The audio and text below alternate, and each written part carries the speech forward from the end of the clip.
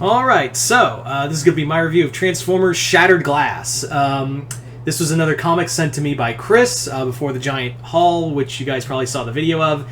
And yeah, this was sent alongside the Hulk and Daredevil comics. And yeah, Chris, thank you once again, bottom of my heart. Thank you so much for sending these. This is a good comic, so we'll get into this. So, Transformers Shattered Glass. You guys probably have heard of Shattered Glass before, but on the off chance you haven't, let me get a quick rundown of what it is.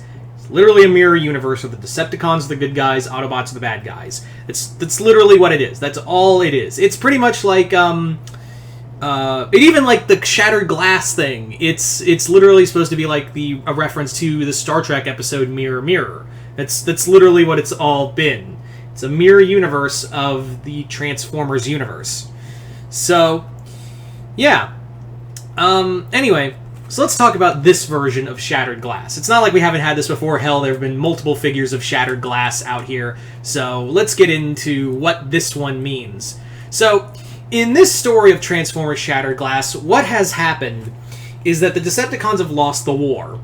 Remember, the Decepticons are the good guys, and Megatron has been in exile, but the Autobots, who have all been like in this era, they're like an authoritarian tyrant group led by Optimus Prime,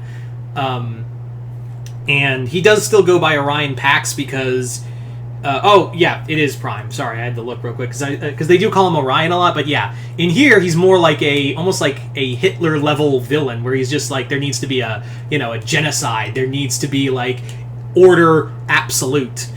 So it's been several years. Earth is lost. We do know that there was a war on Earth between the Autobots and Decepticons like before, but in here, when the Autobots won that war, it's kind of inferred that it didn't go well. It did not in any way, shape, or form go well for mankind. It literally was like, yeah. And I'll put a pin in that because, yeah, there's something that we need to talk about with this comic. There is a matter to discuss in this comic. In that, yeah, there's something that does bother me about this book. And it's not the writing itself. The writing, I think, is really good. I do stand by the fact that the writing is really good. It's actually a well-done comic. It is a 5-issue miniseries, but there is a problem which we will get to. Now the story itself does center around Starscream and Megatron reuniting and more or less wanting to restart the Decepticon resistance. And Starscream has a plan. Inside of him is the way to activate Metroplex. And yeah, if they can awaken Metroplex, they can unleash him, and they believe with Metroplex's help, they can save Cybertron from the Autobot regime. Now keep in mind that the Decepticons have had a pretty rough time. They have had a rather difficult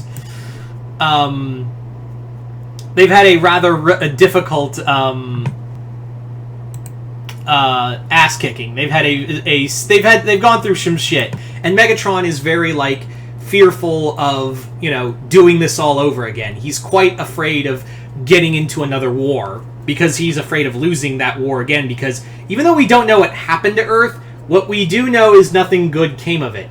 And now the Autobots, very much like in a Mad Max kind of way, with no Decepticons to fight, are now fighting among themselves with Prime, Prowl, and Goldbug, who was Bumblebee until Megatron shot him in the face and he was rebuilt as Goldbug. The three of them are now warlords, warring it out for the scraps of Cybertron. And yeah, what I like about this is that this is Starscream's story. This is very much a Starscream story, and if you guys know me, I love Starscream. So and it's kind of fun to watch Starscream. It's because in this continuity, while he is like overtly dramatic about stuff, he's actually they actually utilize that. Yeah, he was a scientist in the past. A lot of people forget that. Yeah, Starscream was a scientist before the war broke out.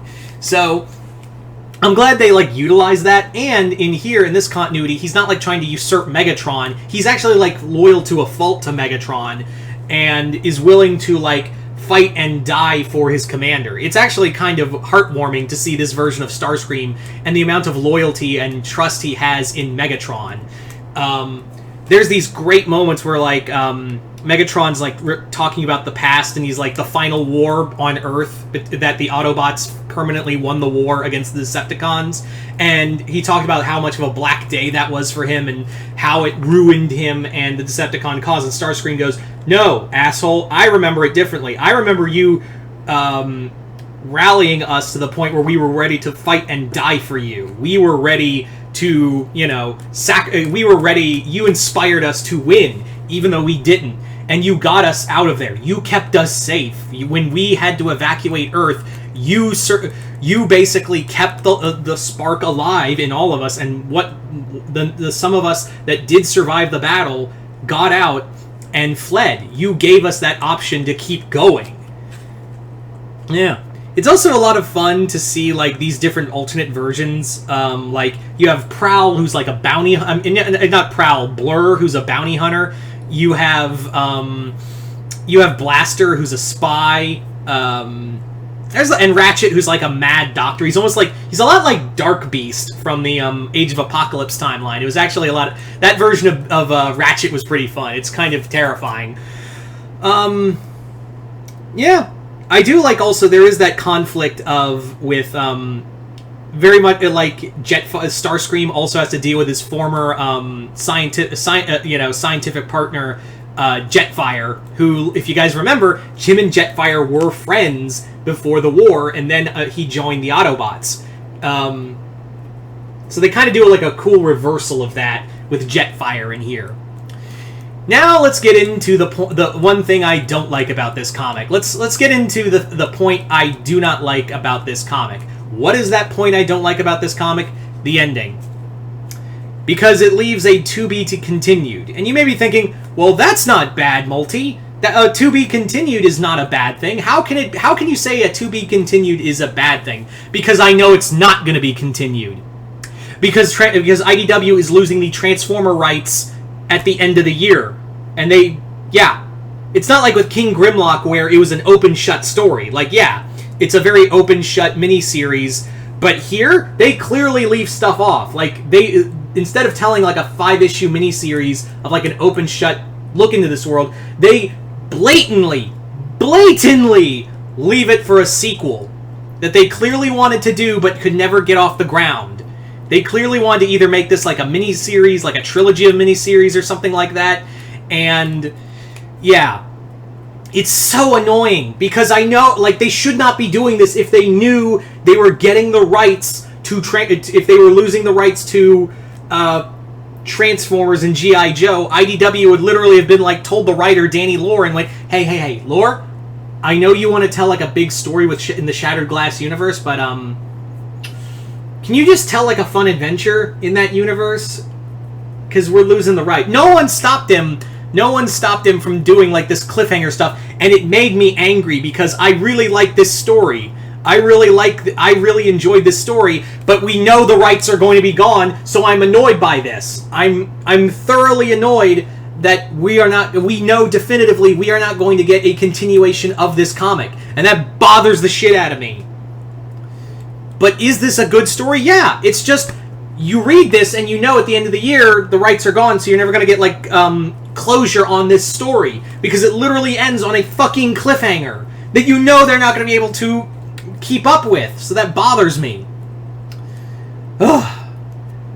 But cliffhanger aside, this is a good story. This is a really good story. Do I recommend it? Well, as long as you ignore the